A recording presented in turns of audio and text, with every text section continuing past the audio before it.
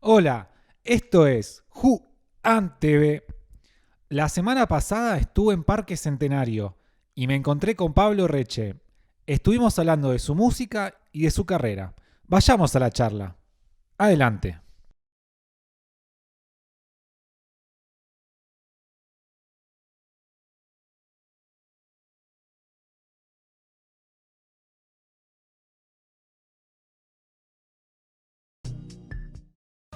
Este programa está auspiciado por Cerveza Baba.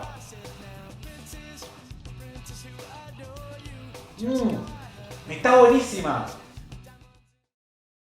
Bueno, ahora sí estamos acá en Parque Centenario con el mismísimo Pablo Reche.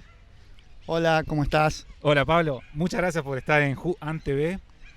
Y bueno, a raíz del último programa que tuve con uno de tus alumnos, me quedaron un montón de preguntas en la cabeza, de pensamientos acerca del ruido. Y bueno, gracias a Juan pude llegar a vos. Y nada, quería preguntarte algunas cosas. O sea, sé que tenés una trayectoria bastante larga con todo lo que es el trabajo de ruidos, música experimental. Quiero preguntarte cómo fue cambiando tu visión de la música, ¿no? Como vos cuando arrancaste seguramente tenías ciertos pensamientos acerca de lo que hacías y la música que vos escuchabas. ¿Cómo ves la música ahora?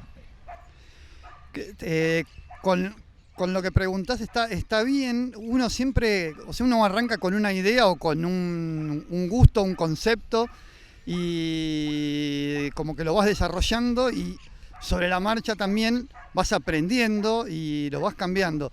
Siempre a mí lo que me interesó era como experimentar con los sonidos. Hablamos de lo del ruido siempre porque también suena como atractivo y tiene esa cosa de que el ruido a su vez atrae o aleja, porque el ruido molesta, Ajá.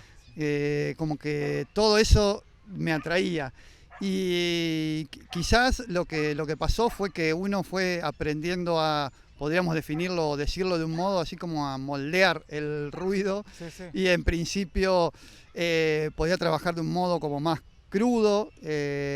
Con el tiempo fui refinando, si se quiere, procesos, métodos de trabajo que uno va aprendiendo con el tiempo para poder profundizar en la idea esa que decís quizá original de la experimentación, el ruido de ver la música quizá desde otro lugar y no tan acostumbrado a lo que quizá estamos acostumbrados, que es de la melodía, el estribillo, sino que ver la música más centrada en el sonido y a Ajá. partir del sonido construir los temas. Pablo, recién ahora estaba ladrando un perro. ¿Por qué pensás que el ruido es algo molesto? O sea, está asociado a algo molesto. Claro, porque, o sea, mismo en definición del diccionario, el ruido es como algo molesto, algo que interfiere, algo que no queremos que ocurra. Y a su vez uno decía el ladrido del perro, exacto, que lo teníamos ahí, que decía, nos molesta, pero depende cómo se vea o a qué persona. Quizá hay alguien que no le molesta y Exacto. que está acostumbrado a que el ladrido del perro esté incorporado en sus sonidos. También, si haríamos un minuto de silencio, 10 minutos de silencio, algo así, no lo vamos a hacer, los tiempos de la televisión son tiranos, ¿no? Pero si haríamos un minuto de silencio y nos callamos, seguro que aparte del el ladrido del perro, que es lo que está más presente por el tipo de frecuencias, empezamos a escuchar otro montón de cosas, Ajá. como más lejos de acá los sonidos de los autos, los chicos que están jugando en el parque, los pájaros, Ajá, sí, sí. y pequeños detalles que a medida que cuando más intentemos hacer silencio, más sonidos y ruidos entre comillas podemos escuchar. Claro, qué interesante. Con todo el tema de, bueno, el silencio, el ruido. eh, Trayendo a John Cage el libro del silencio, ¿no? Que tiene un libro sobre el silencio. Y estaba leyendo la otra vez que el silencio en realidad es como imposible, ¿no? Porque siempre vamos a escuchar nuestro latido del corazón, la respiración, ¿no? ¿Dónde podemos encontrar el silencio absoluto? Y siempre tengo una creencia de que los músicos, o sea, la gente que ama la música de verdad, es como que también ama el silencio. Porque, o sea, sin el silencio no existiría el ruido y viceversa, es como que se retroalimentan. ¿Vos qué apreciación tenés sobre el silencio? ¿Sos una persona que busca el silencio, que le gusta?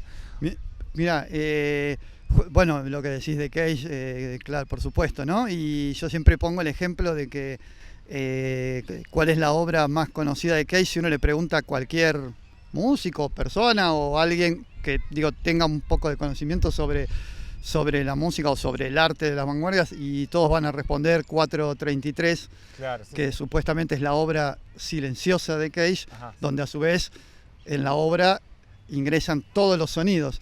Y lo que decís respecto con el silencio, la relación, por ejemplo, a mí me encanta también pasar mucho tiempo en mi estudio o en mi casa, o en el parque también, pero escuchando el silencio. O sea, escuchando eso que decíamos de que cuando más nos callamos empezamos a escuchar un montón de detalles y no solo el ruido, como decíamos, o no tampoco estar escuchando música o ruido. Ajá, sí, todo el día. Después lo que me gusta es combinar el silencio, sí, o pasajes o momentos con momentos de ruido o más, si se quiere, más ásperos. Ajá.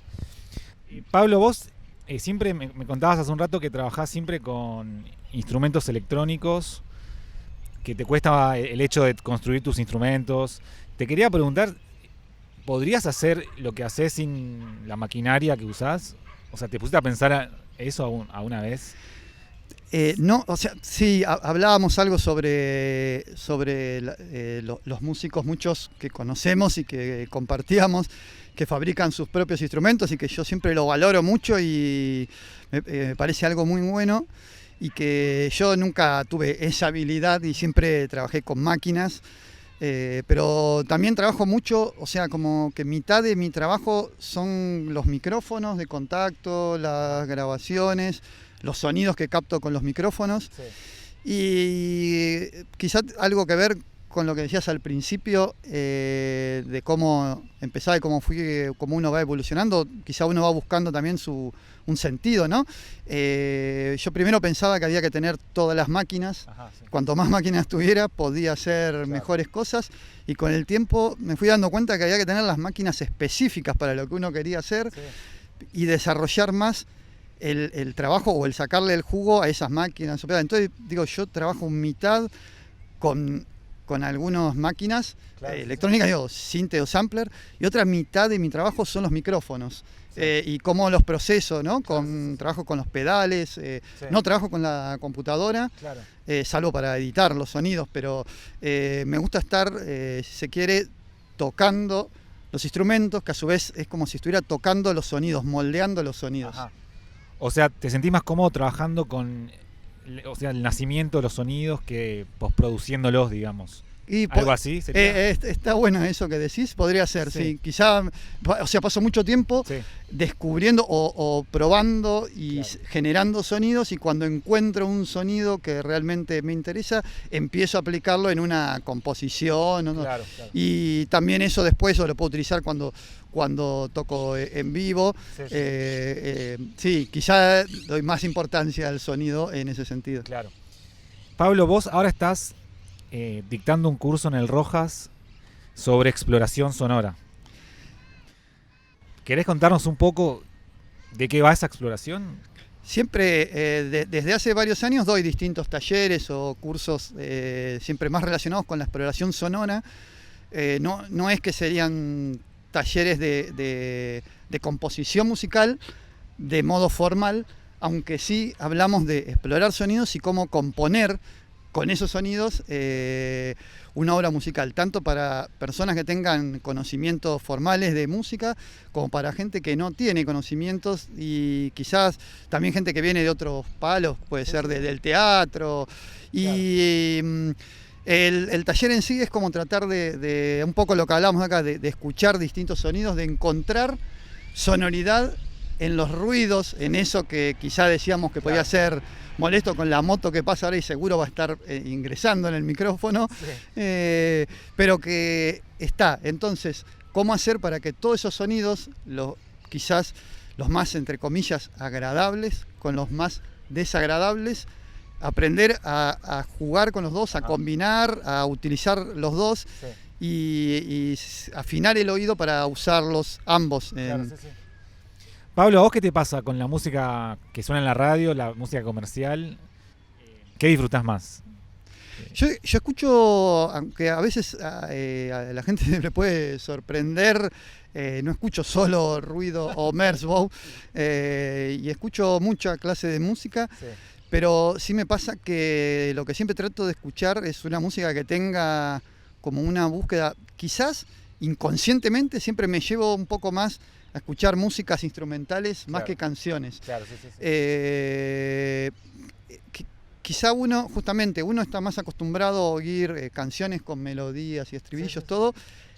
Escucho mucha música así, disfruto, crecí también con esa música, pero con el tiempo me fue pasando que más disfruto lo que serían quizá, músicas más experimentales. Cuando digo con experimentales, no quiero decir que tengan que ver con el ruido ni nada, sino que puede ser un disco de Brian Eno que es cuasi zen para hacer yoga, pero digo, por decir Music for iPod, pero los sonidos, digamos, pero un montón de canciones o música también. Me pasa que lo que me decís, no escucho la radio, o sea, no escucho lo que pasa en el momento, por ese lado no me atrae, no es que no es ni una postura, nada, sino que simplemente no me atrae, no me moviliza. Pablo, vos estás relacionado mucho también con la música ambiental, o sea, más allá del ruido. Y la música ambiental también está como muy relacionada a al cine, a lo audiovisual, ¿no? Como siempre encontramos música ambiente en las películas. ¿Tuviste la oportunidad de grabar algo para...? ¿Te gustaría? Sí, trabajé en cortos, musicalizando para afuera. Trabajé mucho también, por ejemplo, ahora mismo, cuando empezó la pandemia, yo estaba trabajando en una obra de teatro en la cual hacía la música en vivo. He trabajado en un par de obras de teatro. Seguimos trabajando en eso ahora porque tenemos a futuro también trabajo. Trabajé también varias veces para puestas de danza, es algo como que me gusta también, haciendo música para danza, un par de veces a pedidos y otro par de veces algo más performático entre el músico y de improvisación, quiero decir, entre el músico y la danza. Y lo que decís de la música, mira, me vino como una reflexión a raíz de la música, quizás si se quiere, más comercial o no comercial, pero más mainstream y no tanto experimental, y lo que decís de las músicas de películas. Por ejemplo, me encanta escuchar los discos de Ennio Morricone, y eso, si uno lo analiza, no es música experimental, ni mucho menos. Es un genio total. Bueno, me encanta escuchar los discos de Ennio Morricone. Ahí está como un ejemplo de músicas quizá no relacionadas con lo experimental o el ruido que escucho y que me movilizan o que si se quiere, me influyen también. ¿Y me querés contar un poco cómo te fue? ¿Cómo te sentiste vos trabajando para el teatro que me estabas contando recién? ¿Te gustó el hecho de... Era música en vivo tuya, ¿no?